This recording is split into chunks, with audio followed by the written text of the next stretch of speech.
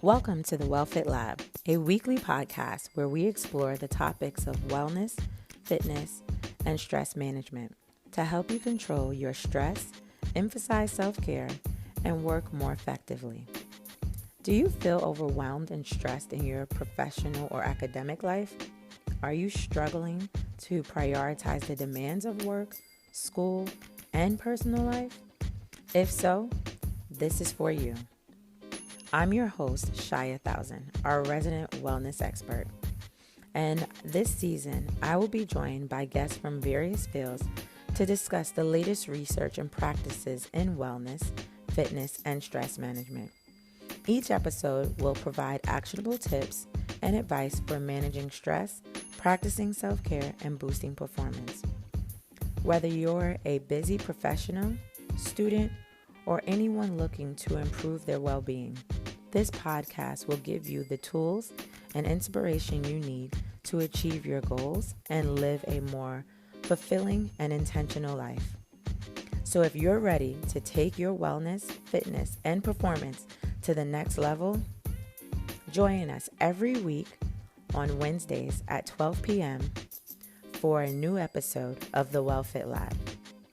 I invite you to grab a pen and paper and a cup of tea, and I'll see you in the lab.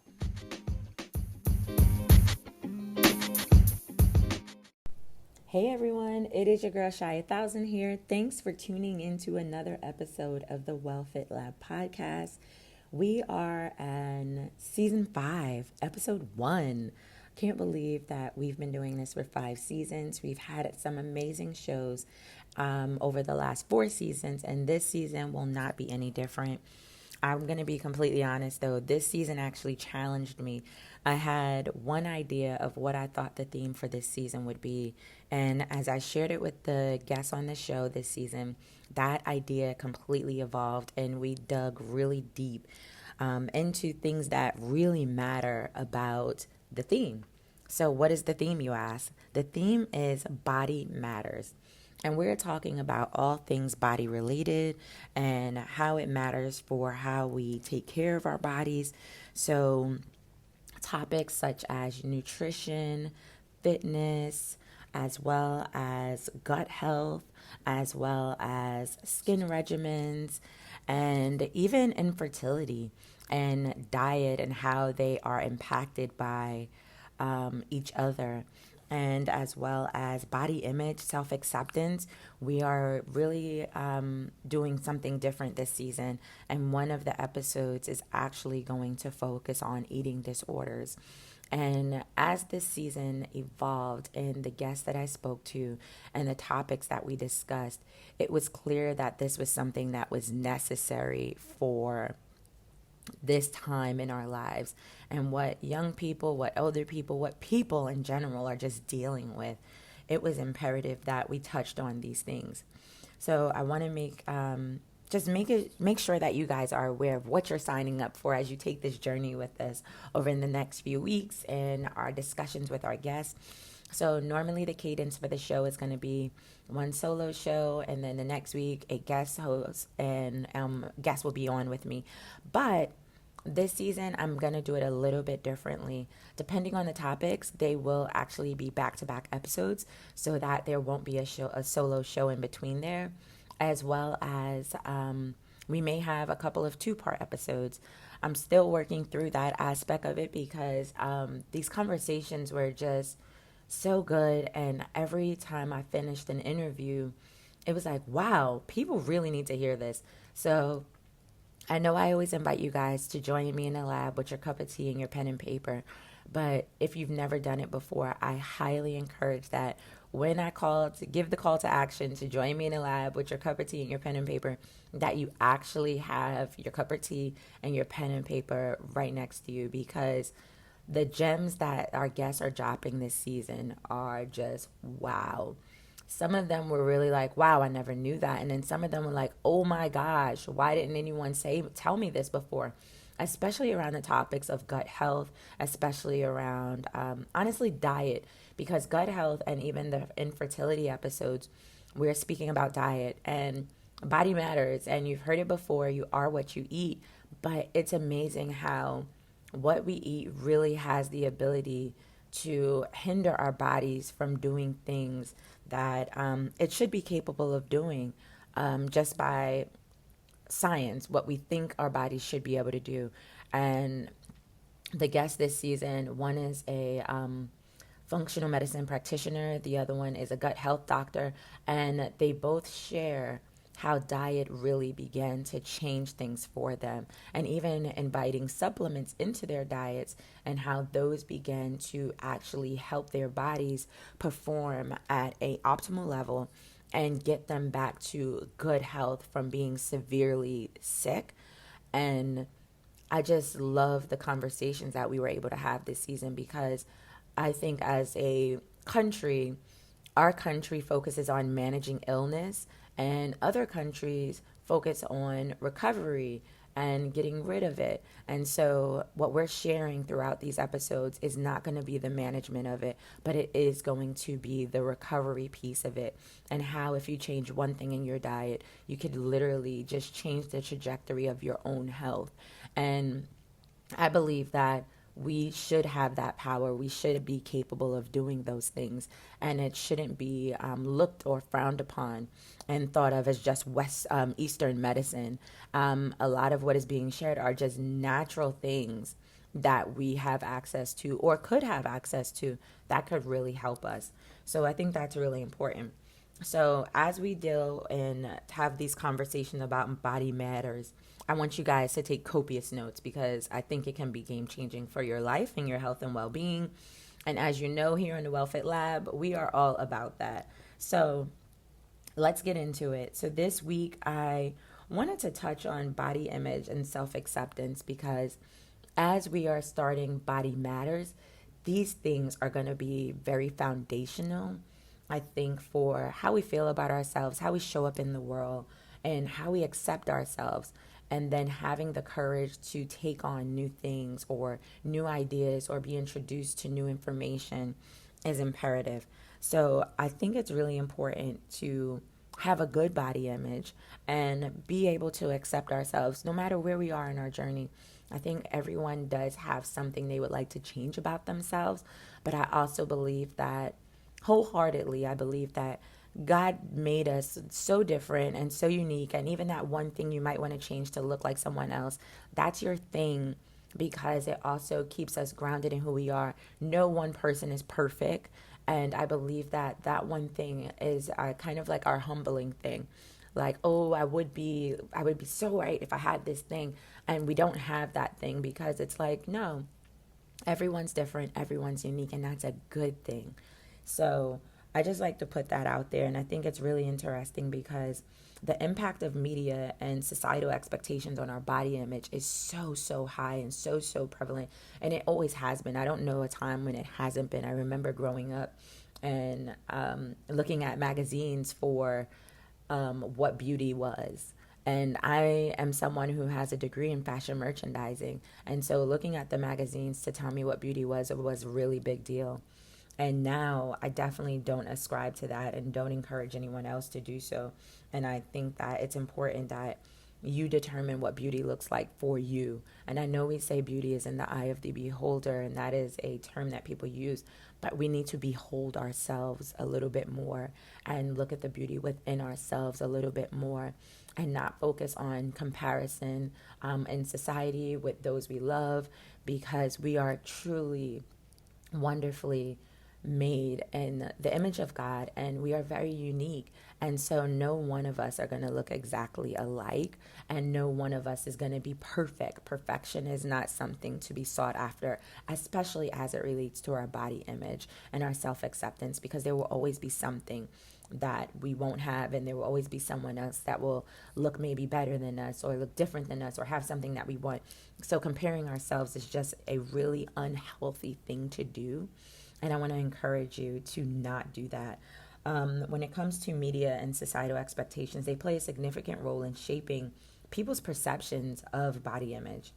And the constant exposure to the idealized images of beauty in the media can lead to unrealistic standards and body dissatisfaction, especially among vulnerable groups such as children and adolescents.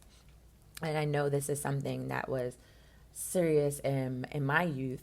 As I was growing up in high school, I really had a fixation around working out and making sure that I was a certain size and making sure that I didn't go over a certain size. And up until I was probably in my 20s, I thought it best if I never went over 150 pounds.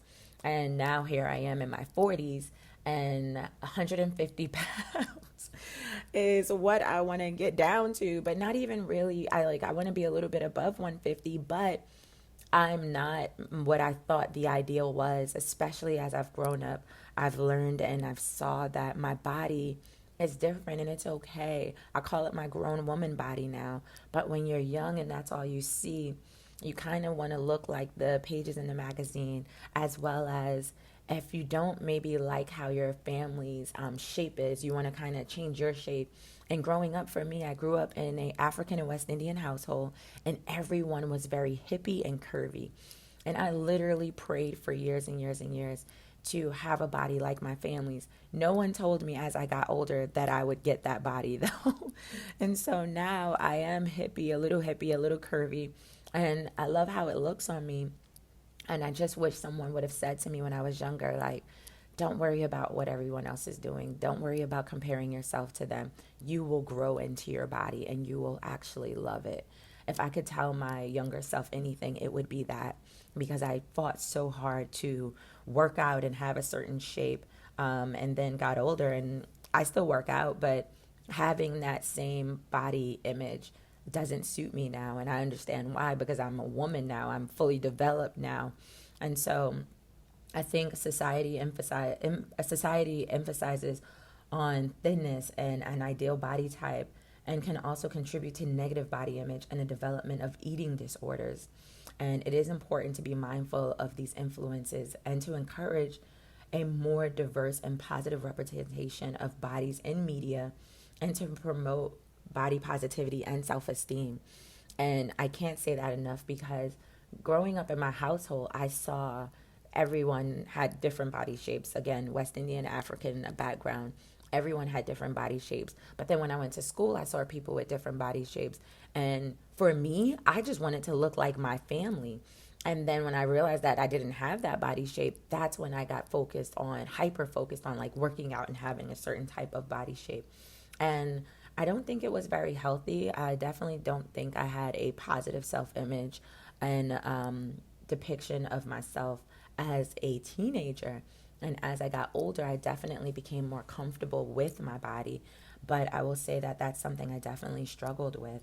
And I think it needs to be an understanding of the difference between body image and self-esteem, and knowing that body image refers to a person's perception and thoughts, feelings, and attitudes about their physical appearance, which is what I was struggling with. And it encompasses not only how one sees their own body, but also how they believe others perceive them. And this is something I definitely had a hard time with. And as it relates, it wind up impacting my self-esteem. So self-esteem is referred to as a person's overall sense of worth and value as a human being. And it encompasses a person's beliefs about their abilities, their characteristics, and their limitations. And because I didn't necessarily like how my body looked, it impacted my self-esteem. And I always thought that if I could just get to this one shape or one body size or one size in clothing, then I would be fine. And I remember one time I had been fasting and praying, and I was going to the gym at the time, and I did it for probably a month and a half, and I got down to a really low weight, and I was like, ooh, okay, I look a little weird. This isn't good for me. And then years later, I started working out for fitness competitions, and I wanted to be a fitness competitor. And I got all the way down to 120 pounds. And looking at myself, I looked really strong. My body was so small. I was like muscular. And then I just realized, looking back at those photos, I was like, I was too small. And I actually recognized it in that moment and decided that I did not want to do fitness competition if I had to get smaller than I was at 120 pounds, which I would have had to do for what I was trying to do. And it definitely was something I realized just wasn't for me at all.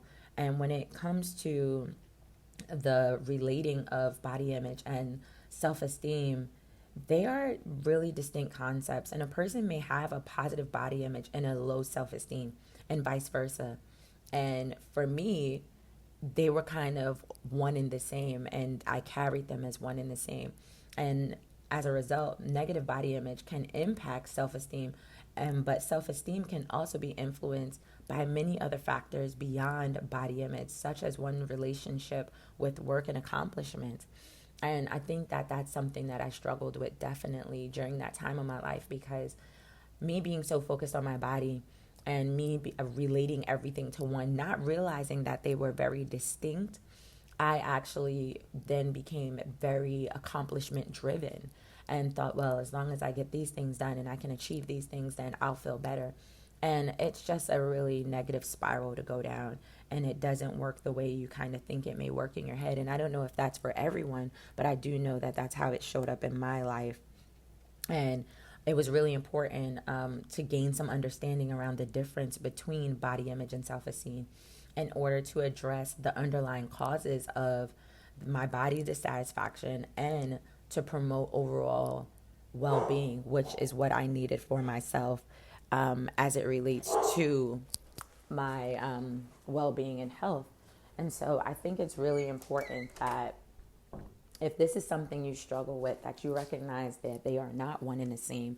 They are two different sides of a coin, but they do have the ability to influence. And there are some things you can do. So I'm going to share some techniques for improving body image and self-acceptance. And improving body image and self-acceptance, it can be a challenging process. It took me years. It took me years and years and years to be happy with my body. And when I look back now at my photos, I can see the times that I wasn't happy because I am very, very skinny and was focused on just working out a lot. And at the time, I didn't think it was anything wrong with that. But as I've gotten older, I've recognized that that is definitely unhealthy. It was not good for my overall well-being, and that there needs to be a balance, and it can't be extreme one thing, extreme another. So here are some ways that you can help improve your body image and self-acceptance. So the very first thing I want to encourage you to do is reframe your negative thoughts. If you listen to the podcast at any point in time, you've definitely heard me speaking about reframing negative thoughts and challenging those thoughts about your body by reframing them into a positive affirmation. So for me, I just always thought it was strange that I never was thicker like all of the women in my family. Like, my family is the quintessential body type for African and West Indian, and I just did not have it. I was always a very slim girl. It took me a long time to gain weight. So I had to become okay with that and say positive affirmations over myself. And these things actually really did begin to help me change how I viewed myself and how I showed up in the world. And my self-esteem began to actually improve as a result as well. Also, limiting exposure to media that promotes unrealistic beauty standards and being mindful of the media you consume and limiting the exposure to images that can negatively impact your body image. For me, I don't watch any of like news. I don't watch anything that speaks to what the standard of beauty is. So I used to be a magazine fanatic. In college, I actually worked at Vogue, and I interned at Italian Vogue. I interned at Italian Vogue, and I worked at Chinese and Japanese Vogue in college as a part of one of my schooling years. And that can be a lot of pressure. And so I did not work on the Vogue floor, but even working on the international floor can be a lot of pressure and exposure to what is ideally the beauty standard, especially Vogue in the 90s and in the early 2000s. Vogue was literally the standard, and the September issue was what some would call like the fashion Bible. I'm using air quotes when I say that, but it was really a big deal. And again, having a fashion merchandising degree, living in New York City at the time, that was like, anyone, if you saw my resume back then, people were like, oh my gosh, how did you work there? But it wasn't always what it seemed like it was. There were times where you had Devil Wear Prada moments, and they just didn't feel good. So as I've gotten older and gotten out of that exposure in that environment, I've just felt better about myself. It's very intentional to not be environments that don't make me feel good about myself. Another thing and technique that you can use is engage in physical activity. Regular physical activity can help improve your body image by promoting physical and mental well-being. Moving your body can make your body stronger. Moving your body helps you have clarity of mind. So exercising, getting a certain amount of oxygen to your brain, moving your body, it really helps improve your mental health as well. And next is going to be practice self-care. Engage in activities that promote self-care and self-love, such as taking a relaxing bath, going to therapy, reading a book, going for walks, connecting with those you love. I think those are really, really important things to do. And I don't think we talk about them enough as it relates to self-care, because a lot of people think that self-care needs to be siloed and it needs to only be about the individual. And it is about what is important for you, but it is also about how you refuel and how you replenish and keep your cup full. And connecting with those we love is a really great way to do that, because I think we are all kind of guarded in the workplace and when we're out and about. But then when we are with those we love, we can put our guard down 100%, take deep breaths, and know that we are in safe spaces where we can truly just be ourselves, hold space for others, and hold space for ourselves. So I highly encourage that as a part of your self-care routine. Make regular dates with your girlfriends. I have a girlfriend that I go to dinner with every other Tuesday. And then she has a set of girlfriends that she hangs out with every Thursday. And so that's how she cares for herself. And I think it's really great. And I totally look forward to our time together every other Tuesday. So I would encourage you to get on your girlfriend's calendar as soon as possible. And men, I encourage you guys to truly just make a bro night. If that's a night where you guys go hang out in somebody's man cave, or if that's a night where you just go out and grab something to eat and just connect. And I know that's not promoted enough in the male community. And I think it's something we really have to be better at, because men need to self-care as well. And I don't think that you guys sometimes feel that you have had permission to do so. So if you are looking for or need permission, I am giving it to you right now. Gentlemen, please take care of yourselves. Please make sure that you are going to therapy, you are staying physically active, as well as regularly speaking positive affirmations over yourself, holding space for yourself and your male friends. We all need outlets, and women, we just seem to do it more naturally. But I think that if we taught our men and we taught our boys to do it when they were younger, then they would grow up to be men that actually cultivated habits of self-care.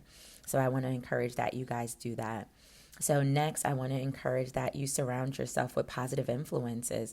We just talked about social support and hanging out with your girlfriends and hanging out with your bros as a part of self-care.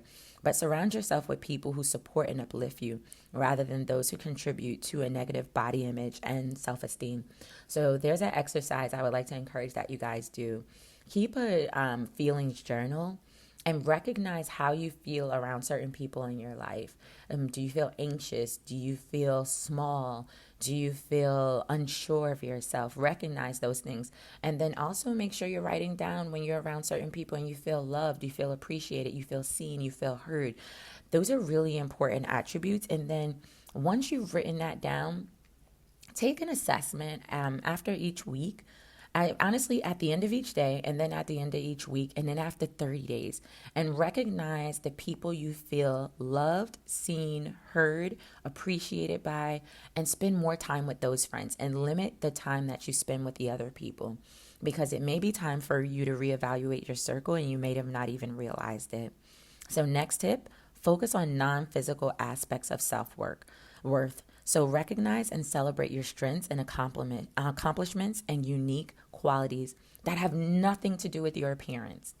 And so this is really important, because once it's not tied to your appearance and it's tied to who you are as a person, those things will intrinsically feel good when you recognize and celebrate them. And if the people in your life begin to celebrate them as well, you'll be able to see a difference in how you feel about those things specifically. Next, I talked about it earlier, but seek professional help. definitely seek out a therapist. If you are struggling with a negative body image or low self-esteem, consider seeking help from a therapist or a counselor who can help you develop healthy coping strategies. I am not, nor do I pretend to be a therapist or any form of counselor. Everything I share on this podcast is actually just from my experience, as well as some of my certifications and trainings. And I think it's really important that we not use resources that are free, like podcasts and just books, to kind of navigate some things that are a little bit more serious, and you may need professional help to kind of decipher as well as dig into the root cause. Because no matter what we do, until we get to the root cause, all we will be doing is putting a band-aid over a really big wound that may need stitches, that may need surgery, and we can only do that once we seek out professional help. So it's important to remember that improving body image and self-acceptance takes time and effort, but with patience and persistence, it is possible to develop a more positive relationship with your body and yourself. So hopefully you guys got something out of today's episode. Hopefully you are excited about season 5 and what we're digging into this season as it relates to body matters. And this is just the beginning. I promise you the next few episodes are going to be, they're going to be deep. And I really hope that you come prepared with a pen and paper and begin your own journey. And I encourage you to seek out a therapist if that's what you so need as you are navigating this new season of your life. So thank you guys for tuning in to another episode of the WellFit Lab podcast. I am your host, Shia 1000, your resident wellness expert. And until next time, I want you to eat well, live well, and be well.